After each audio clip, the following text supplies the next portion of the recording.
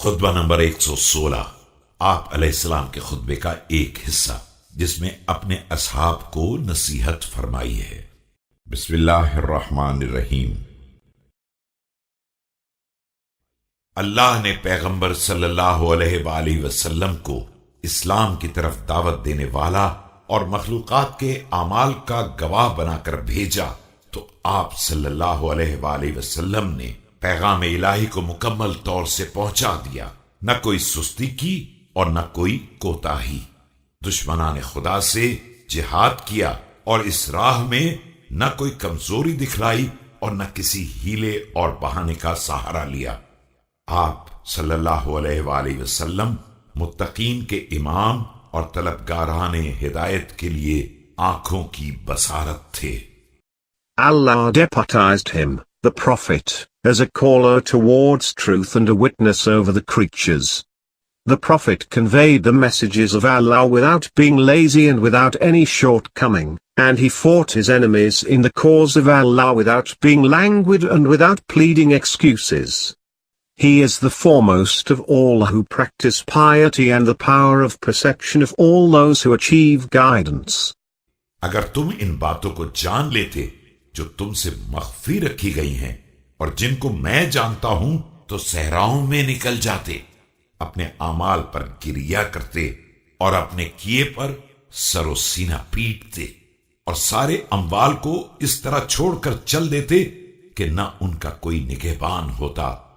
If you know what I know of the unknown that is kept trapped up from you, certainly you would have gone out into the open weeping over your deeds and beating yourselves in grief, and you would have abandoned your properties without any guard for it. और ना वारिस और हर शख्स को सिर्फ अपनी जात की फिक्र होती, कोई दूसरे की तरफ रुख भी न करता। लेकिन अफसोस कि तुमने उस सबक को बिल्कुल भुला दिया जो तुम्हें याद कराया गया था, और उन हौलनाक मनाजिर से यकसर मुतमईन हो गए जिनसे डराया गया था, तो तुम्हारी राय भटक गई और तुम्हारे उमूर में इंतशार पैदा हो गया। Or any substitute over it. Everyone would then have cared for his own self without paying attention to anyone else. But you have forgotten what was recalled to you and felt safe from what you had been warned. Consequently, your ideas went astray and your affairs were dispersed. और मैं ये चाहने लगा कि काश अल्लाह मेरे और तुम्हारे दरमियान जुदाई डाल देता और मुझे उन लोगों से मिला देता जो मेरे लिए ज्यादा सजावार थे। वो लोग जिनकी राय मुबारक और जिनका हिल्म ठोस है, हक की बातें करते हैं और बगावत और सरकशी से किनारा करने वाले हैं। उन्होंने रास्ते पर कदम आगे बढ़ाए। I do long that Allah may cause separation between me and you and give me those who have a better right to be with me than you. By Allah, they are people of blissful ideas, enduring wisdom and true speech. They keep aloof from revolt.